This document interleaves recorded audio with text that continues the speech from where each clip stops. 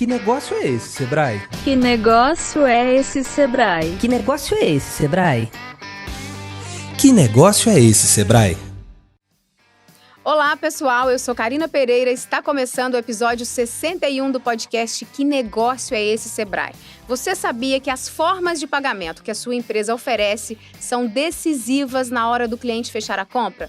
Afinal de contas, quem não quer praticidade e conveniência na hora de pagar a conta, não é não? Para falar sobre esse assunto, convidamos o consultor financeiro Alfredo Eckenfels. Bem-vindo, Alfredo. Olá, Karina. É um privilégio estar aqui com vocês. Também está aqui conosco o analista do Sebrae Minas, Bruno Ricoi. Bem-vindo, Bruno. Obrigado, é um prazer imenso estar aqui mais uma vez falando sobre finanças para os empreendedores. Nessa conversa eu vou listar as principais formas de pagamento e os nossos especialistas, consultores, vão explicar cada uma delas, combinado? Combinado. Para começar, eu gostaria que vocês falassem sobre o dinheiro em espécie, quais as vantagens dessa condição de pagamento para o empreendedor. Penso que a grande vantagem do dinheiro é a facilidade de recolocá-lo no mercado, né? Então, o empreendedor, ele recebe e ali ele já pode imediatamente comprar, pagar fornecedores, pagar funcionários. Então, tem essa facilidade de recolocar no mercado.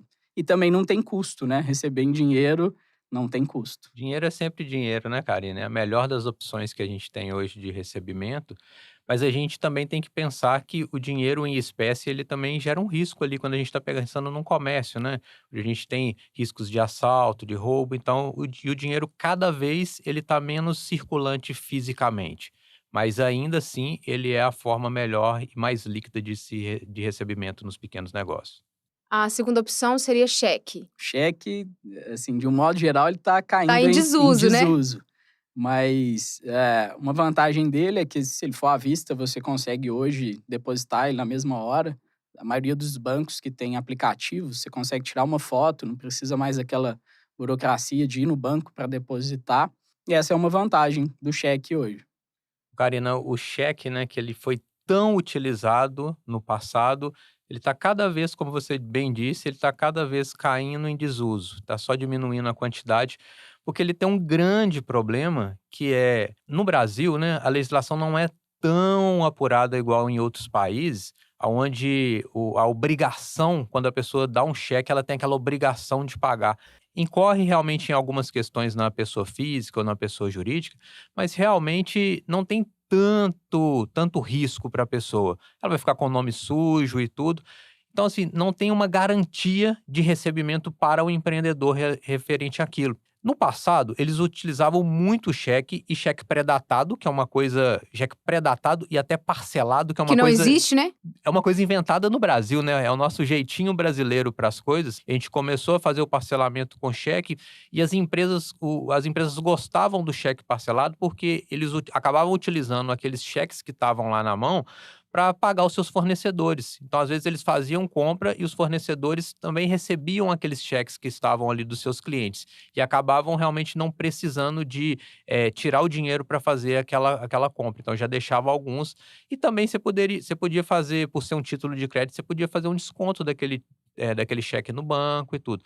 Mas realmente a questão da inadimplência ela foi crescendo de uma tal maneira e vindo outras formas de pagamento que realmente o cheque está cada vez mais em desuso. A gente quase não vê lugares que aceitam mais cheque. Você falou aí que o cheque tem poucas garantias para o empreendedor, mas e o boleto, que ainda é muito usado, ele tem mais garantias? O boleto, ele parte do mesmo princípio do cheque. Ele também é um título de crédito, os dois são muito parecidos. Só que qual que é a diferença? Por que o boleto ainda está muito em uso? Porque normalmente as empresas que vendem para outras empresas, elas utilizam o boleto como forma de pagamento. E uma empresa que compra e para fazer o pagamento com o boleto bancário, diferentemente da pessoa física, o nome dela está sujo ou está num cadastro de restrição, isso não permite que ela faça mais compras em outros fornecedores. Então, isso acaba atrapalhando o ciclo de vida dela. Então, o boleto ainda é muito utilizado, é uma das formas mais utilizadas em empresas que vendem para outras empresas, né, Alfredo? Isso, e no caso de inadimplência, você tem como protestar o boleto, né, que é parecido com o caso do cheque, e isso realmente causa restrições para a empresa, às vezes para a pessoa física mesmo, da outra empresa que você está vendendo, né? E essa empresa ela pode ficar ali limitada para fazer novas contratações, né? Se fizer uma consulta, por exemplo, em algum órgão de consulta, vai aparecer esses protestos, esse histórico de cheques, às vezes sem fundo, e isso pode prejudicar a outra empresa, né, a continuar fazendo contratações no mercado. E o crediário? Pois é, Karina. O crediário, a gente tem algumas linhas referentes a crediário. A gente tem aquela famosa cadernetinha que ainda, principalmente em bairros e em cidades do interior, ainda é muito comum a gente ter a cadernetinha aonde a pessoa compra, o famoso fiado, né? Onde a pessoa compra, o comerciante anota e a pessoa vai lá e paga no dia do pagamento dela. Tem também o crediário, que é uma empresa que garante aquele crédito, muito utilizado em lojas, às vezes lojas de imóveis ou lojas de algum tipo de bem, aonde ainda é comum a pessoa ir lá e comprar e parcelar de algumas vezes, mas ou a pessoa não tem cartão de crédito, ou o limite do cartão de crédito dela não permite que ela faça aquela operação. Então, existe uma empresa que intermedia aquela compra e ela cobra uma taxa em cima daquela operação. Ou seja, o comerciante, o empreendedor, ele recebe o valor da compra descontado daquela taxa. Né, Alfredo? Sim, e aí eu diria que a vantagem, por exemplo, do crediário é você conseguir vender às vezes para os clientes que não têm dinheiro naquele momento ou não têm uma capacidade de comprar aquele bem à vista. Então, você aumenta a capacidade de venda do negócio, isso é uma vantagem, mas, por outro lado, você tem uma desvantagem que é o risco mesmo. Custo. O custo, que é se você fizer isso através de uma empresa, né, terceirizar isso. E a outra desvantagem também é o risco de inadimplência, principalmente no fiado de bairro ou de cidades, que fica muito na confiança, né?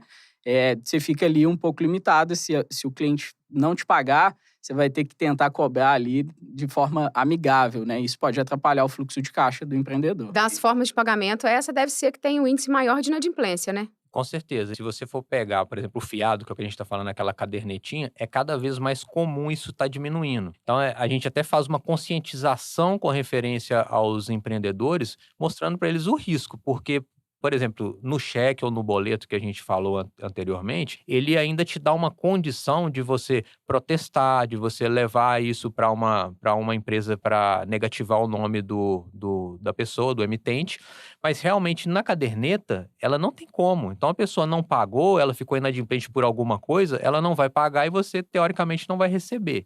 Então realmente é a forma que tem maior risco quando a gente não tem uma empresa que intermedia.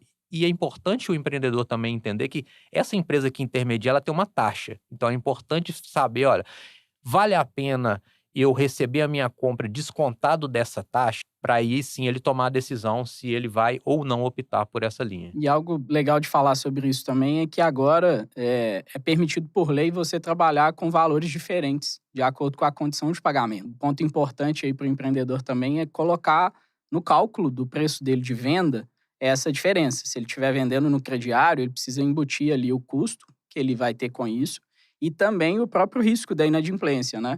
E aí ele vai ter um valor que normalmente vai ser diferente do que se ele vendesse à vista ou em alguma outra condição de pagamento. Agora, eu gostaria que vocês falassem do cartão de crédito e de débito. Essa é a forma de pagamento mais usada atualmente? Sim. Com certeza é a que tem mais aderência, né, adesão. Todas as pessoas praticamente hoje têm um cartão de débito ou de crédito, usam com facilidade isso e qualquer estabelecimento que você vai hoje também, às vezes até no ambulante você consegue pagar no cartão, né?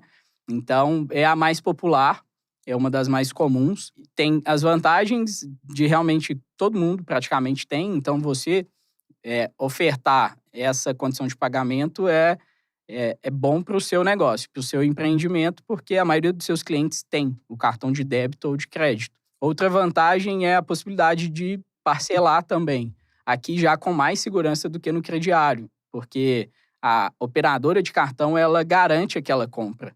Então, se você vendeu parcelado, você já não precisa se preocupar se o seu cliente vai pagar a fatura dele.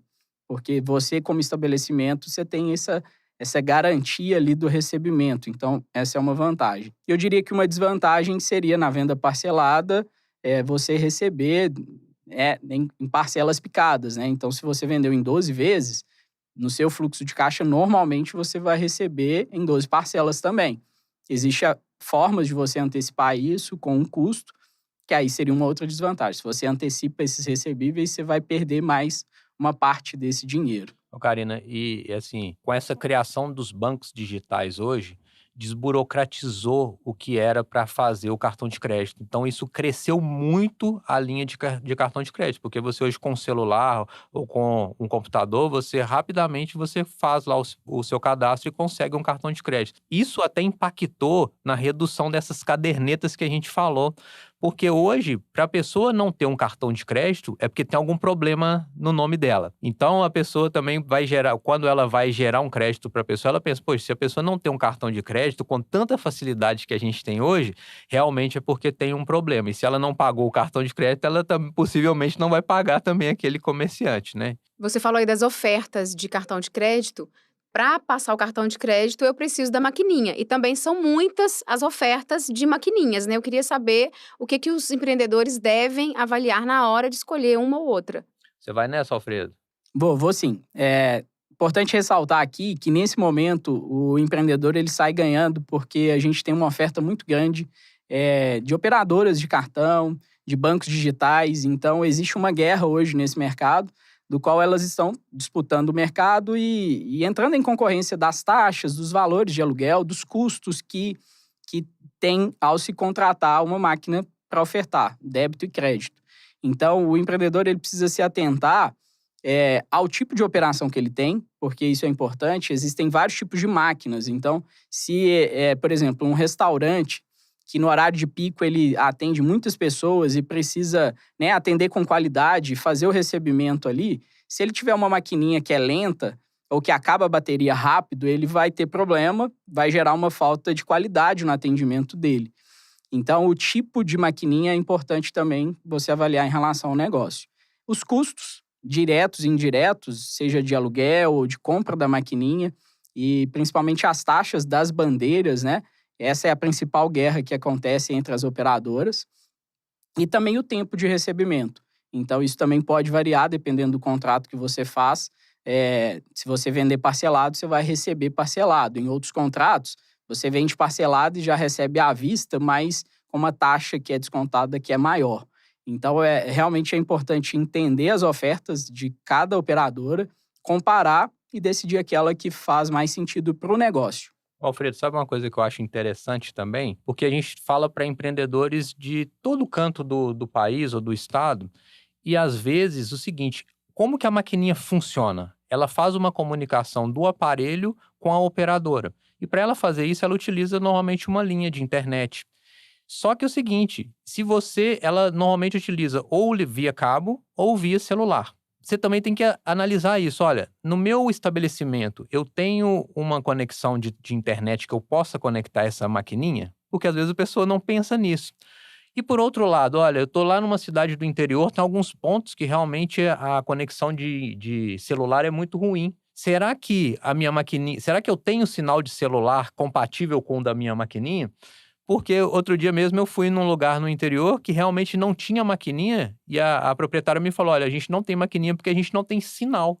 Então, olha só, se a gente não avaliar, a gente avalia todos os pontos e realmente esse ponto eu nunca tinha me atentado para isso. A gente tem que se atentar se realmente, tecnicamente, eu consigo colocar fora todos esses itens importantes que o Alfredo colocou. Então, da disponibilidade, né? Então, assim, você vai precisar de energia e você vai precisar de internet, uma comunicação. Se você perder um desses dois, é importante o empreendedor ter ali alguma forma de ter o que a gente chama de backup, né? Uma segunda opção. Então, talvez ele mantenha ali uma conexão principal na internet e tenha o chip como uma segunda opção, de modo que ele garanta ali a operação, né? Via telefone também, às vezes dá para fazer. Perfeito. Sim. Agora, eu gostaria que vocês falassem sobre uma opção mais moderna e que tem ganhado mercado aí, que é o Pix. O Pix, ele veio realmente, ele ganhou muita força, principalmente nesse período de pandemia. Cresceu muito a questão do Pix por conta de você não precisar realmente de movimentar dinheiro, né? A gente tinha realmente o hábito de usar muito dinheiro. E o Pix, uma das grandes vantagens do Pix é que ele não tem taxa para fazer as operações e que o crédito é imediato. Então, o cliente te pagou, fez a transferência via Pix, ele cai na hora. Então, o Pix ele vem, por exemplo, a substituir o dinheiro em espécie e ele vem a substituir outras duas formas de pagamento que a gente tinha, que eram transferências bancárias, TED, DOC. Isso, quando a gente fala em pequenos negócios, a gente está falando em economizar taxas e economizar tempo, porque também o Pix ele funciona 24 horas por dia. Então, às vezes, você tem um comércio ou um negócio que funciona à noite e você não tinha condição de aceitar essas formas de pagamento via transferências bancárias porque elas só acontecem durante o dia ou durante o horário de expediente do bancário. E o Pix não. Então, o Pix realmente tem essas grandes vantagens, né, Alfredo? Sim, concordo plenamente com o Bruno. O Pix ele teve uma aderência muito grande, então isso para o empreendedor é importante ele ofertar isso, né? Porque os usuários como um todo, os clientes, eles estão usando, eles aderiram ao Pix, né? A vantagem é a facilidade mesmo, você consegue criar sua chave rapidamente, fazer as transferências, não é uma solução burocrática. Você não tem custo. E a desvantagem que eu consigo pensar aqui é o que a gente está vendo muito nos noticiários das fraudes, né? Essa facilidade também ela acaba trazendo uma oportunidade para as pessoas agirem de má fé. Então, assim, é preciso tomar cuidado com a parte de segurança mesmo em relação a essas transações e se precaver, ficar antenado, né, em relação a quais tipos de fraudes estão acontecendo e se preparar para minimizar o risco, né? Mas o Pix, sem sombra de dúvidas, é uma ótima opção, assim, para ofertar para os clientes. Ó, e estão surgindo novas formas de pagamento, né? No Brasil, recentemente, já tem o WhatsApp Pay, criptomoeda também é uma forma de pagamento. Eu gostaria que vocês falassem dessas opções super modernas, né? A tecnologia está aí para isso, né? E está a todo vapor, né? E o cliente nosso, ele está cada vez mais antenado, ele está cada vez mais informado. Então, por isso, realmente, é importantíssimo que o empreendedor ele esteja ligado nas novidades que estão acontecendo. Então, o WhatsApp é um aplicativo que tem 165 milhões de usuários no país. Então, a gente não consegue hoje se enxergar sem estar com o WhatsApp. O telefone está na mão toda hora e é uma das principais formas de comunicação que a gente utiliza. E recentemente chegou no Brasil, o WhatsApp disponibilizou a forma de pagamento através dele, é muito simples de ser feito, funciona parecido com o Pix. Você consegue enviar de pessoa física para pessoa física um pagamento através da plataforma, pela própria conversa, e depois ele disponibilizou já para empresas que utilizam o WhatsApp Business para fazer o cadastramento do seu portfólio de produtos para você ofertar, e a pessoa também pode comprar através de cartão de crédito se o produto estiver cadastrado lá no seu portfólio. Então, eu acho que é uma boa opção para a gente que está aí com o telefone o tempo inteiro na mão, né? Sim, sem sombra de dúvidas, a oferta de soluções novas de meios de pagamento, ela cresceu absurdamente. As fintechs vieram com tudo para ficar, os bancos digitais, e normalmente essas startups, essas empresas, elas estudam o padrão de comportamento das pessoas. Então, eles não criam do nada e falam assim, vamos ofertar uma nova solução de pagamento. Eles estudam o que incomoda as pessoas no dia a dia, o que elas precisam que melhore e criam soluções em cima disso. Então, se às vezes o seu negócio, você já tem ali um processo de venda pelo WhatsApp, que também já é muito utilizado, né? Talvez ofertar a solução de pagamento do WhatsApp Pay pode ser um diferencial para o seu negócio, porque isso vai facilitar ali, concretizar a venda. E estar antenado mesmo com as novas soluções que têm surgido. E a desvantagem que eu penso é realmente acompanhar e aprender, né? Porque como são muito novas, a curva de adoção não é tão grande no início, mas a tendência é de ir aumentando cada vez mais. O empreendedor ele precisa ficar antenado ali de realmente conhecer aquele meio de pagamento e ver se faz sentido para o negócio dele. E você falou também de outros, por exemplo, criptomoeda. A gente tem hoje algumas coisas que têm sido muito utilizadas. Por exemplo, a aproximação. Isso cresceu demais no período da pandemia, mas a pandemia já está chegando ao fim e isso está cada vez mais crescente. Caiu realmente no gosto do consumidor esse pagamento por aproximação. A gente tem também os links de pagamentos que podem ser enviados e que está cada vez mais sendo utilizado por conta da forma do consumidor de comprar. Eu compro por WhatsApp, eu compro por redes sociais. Então, cada vez mais, eu li uma pesquisa que está cada vez mais crescente o número de pessoas que compram através das redes sociais. Então, os links de pagamento caem muito bem nesse tipo de compra. E você citou criptomoedas. As criptomoedas são uma realidade no mundo e já tem algumas empresas que utilizam as criptomoedas como forma de recebimento. Então, a gente que está falando para empreendedor, para pequeno negócio principalmente, ficar antenado, porque daqui a pouco as criptomoedas já estão sendo aceitas por todo lado. Então, olha, você está aí com seu negócio aí no interior ou num bairro, fique atento, porque o seu consumidor ele está sempre atento e está cada vez mais antenado nessas tecnologias. A gente praticamente já falou de todas as formas de pagamento. Agora eu gostaria que vocês explicassem para o empreendedor o que ele tem que levar em consideração na hora de escolher a melhor forma de pagamento para o negócio dele. Karina, eu penso que primeiro ele precisa entender do negócio dele e do público que ele tem também.